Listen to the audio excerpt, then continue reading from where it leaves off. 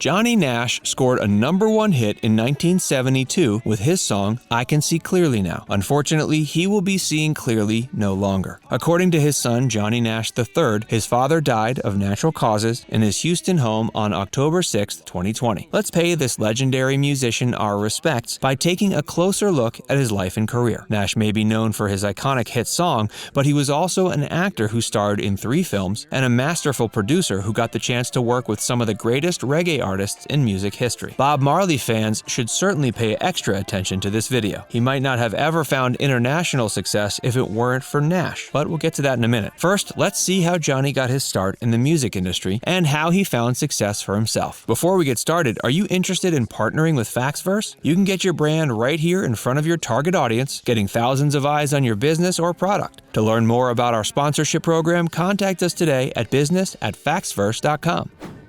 Childhood and early career. Johnny Nash was born John Lester Nash Jr. in Houston, Texas on August 19, 1940. He was raised by his father, John Lester Nash Sr., and his mother, Eliza. Nash had a passion for music from an early age. When he was still yet a child, he sang in the choir at the Progressive New Hope Baptist Church in South Central Houston. He wore his bright white little suit that his mom picked out for him, but he wasn't embarrassed. He was always confident in his ability, even from an early age. Even though Nash grew up in the city, he also enjoyed rural life. He'd often visit his grandmother's ranch in Edge, Texas, where he'd ride horses and learn all about farm life. It was during his visits to that property that he got the opportunity to sing in locally produced country music. Nash learned discipline as a Boy Scout, and he did fairly well in school. When he was 13, he won a talent show at his high school. After winning it, Nash got a job as a golf caddy at a local Houston area golf course. While working there, several players caught wind of Nash's talent. One such player, Frank Stockton, a real estate broker, offered him $4 for an impromptu performance. Stockton was so impressed, the next day he pulled a few strings so Nash could have his first professional audition. Thanks to Stockton's help, Nash got the opportunity to sing covers of popular R&B songs on Matinee, a regional variety show that aired on KPRC TV in Houston. Before he knew it, Nash had somehow managed to become the first black person with a regular slot on a Houston area TV station.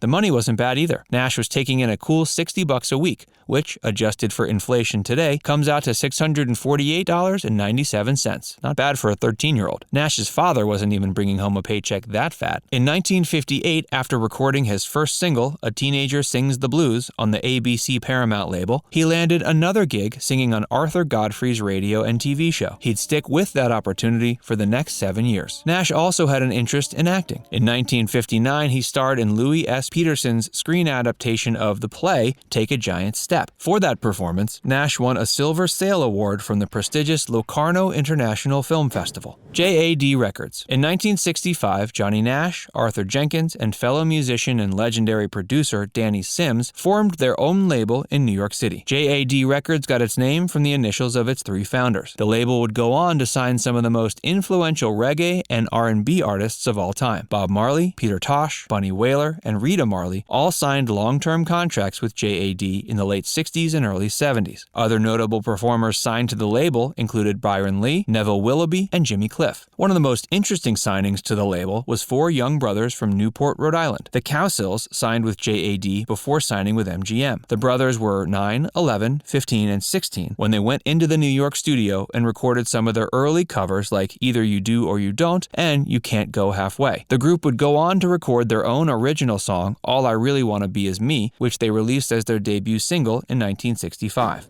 Finding success in Jamaica. In addition to I Can See Clearly Now, Johnny Nash would record quite a bit of material in Jamaica. He first traveled there in 1968. His girlfriend at the time had connections with Neville Willoughby, a local TV and radio host and novelist. Nash had plans to bring the colloquial proto-reggae rocksteady style to the American airwaves. Upon Willoughby's recommendation, Nash linked up with a struggling group called the Wailers. That's when he got acquainted with Bob Marley, Peter Tosh, and Bunny Wailer, all of whom helped Nash get a foot in the door with the local music scene. Nash signed all 3 Wailers band members to exclusive contracts with the JAD label and helped finance some of their early recordings. He employed the help of Byron Lee's Dragonaires, Jackie Jackson, Lynn Tate, and other local artists on some of these tracks. Unfortunately, none of the Bob Marley or Peter Tosh songs he helped produce found any commercial success. 2 singles were released in that era, Bend Down Low in 1968 and Reggae on Broadway in 1972. During that same 72 recording session, Nash recorded his #1 #1 hit, I Can See Clearly Now. That song sold over 1 million copies and was certified gold by the RIAA in November of 1972. On the I Can See Clearly Now album, 4 original Bob Marley compositions are included, including Guava Jelly, Comma Comma, Stir It Up,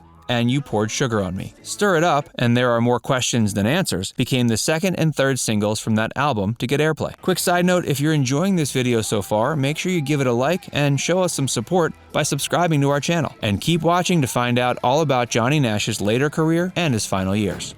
Nash's other projects and post-JAD Records career. Johnny Nash composed the soundtrack for the Swedish romantic drama Vill Sagarna Tro in 1971. In that film, he also played the role of Robert. Bob Marley co-composed the soundtrack, and Fred Jordan helped with some of the arrangements. JAD Records shut its doors in 1971, but 26 years later, it was revived by reggae archivist Roger Steffens and French producer Bruno Blum when they set out to compile a 10-album compilation of the complete Bob Marley and the Wailers works from 1967 to 72. Several of Nash's Bob Marley and Peter Tosh tracks were remixed and remastered for that collection. Some of Johnny Nash's other big hits include the rocksteady tune Hold Me Tight, which peaked at #5 in the US, and Stir It Up, which was written by Marley before he found worldwide success. Nash's biggest hit in the UK was Tears on My Pillow, which peaked at #1 on the British charts in 1975. Nash had become increasingly disillusioned by the decadence of the music industry. After Tears on My Pillow and 1976's cover of Sam Cooke's What a Wonderful World, he started to withdraw from the music business. Although he re-emerged briefly in 1979 when he penned a song dedicated to the families of the kids killed in Atlanta, Georgia's serial killings that year. In 1986, he released his final album, Here Again. The album featured the minor hit Rock Me Baby, which reached the top 20 on the Swiss charts. That album's second single, Baby You're Mine, was much less successful. Nash had hoped the album would successfully help him stage a comeback. But after it failed to have a significant impact on the charts, he abandoned his goal of making a full-fledged return to the music industry. Johnny Nash's final years. Nash spent the latter quarter of his life with his family back home in Houston. He and his third wife, Carly, ended up raising 2 children together. He also opened a venue called the Johnny Nash Indoor Arena that served as a youth rodeo during the day and a competitive riding hall at night. In 1994, Nash's biggest hit, I Can See Clearly Now, was reintroduced to modern listeners when Jimmy Cliff covered it for the Cool Runnings soundtrack. Nash's original recording of the song appeared in the opening scene of Grosse Pointe Blank in 1997. In 2006, he made a return to the studio and began singing again at Sugar Hill and Tierra Recording Studios in Houston. He tirelessly worked on transferring his analog tape masters from the 70s and 80s to a digital format. Tragedy struck 2 years later when a trove of Nash's original material was lost in the 2008 Universal fire. Hundreds of other musicians and filmmakers also lost their material in that ill-fated blaze. Nash spent out the rest of his days surrounded by family. After a period of declining health, he died peacefully of natural causes at his home on October 6, 2020. He was 80 years old. Now we'd love to hear from you. What's your favorite Johnny Nash song? I Can See Clearly Now, Stir It Up, or Tears on My Pillow? Leave your favorite in the comments section below. And before you go, do us a quick favor by hitting the like button and subscribing to our channel. By tapping the bell icon, you can turn on notifications to keep up with all of our latest videos.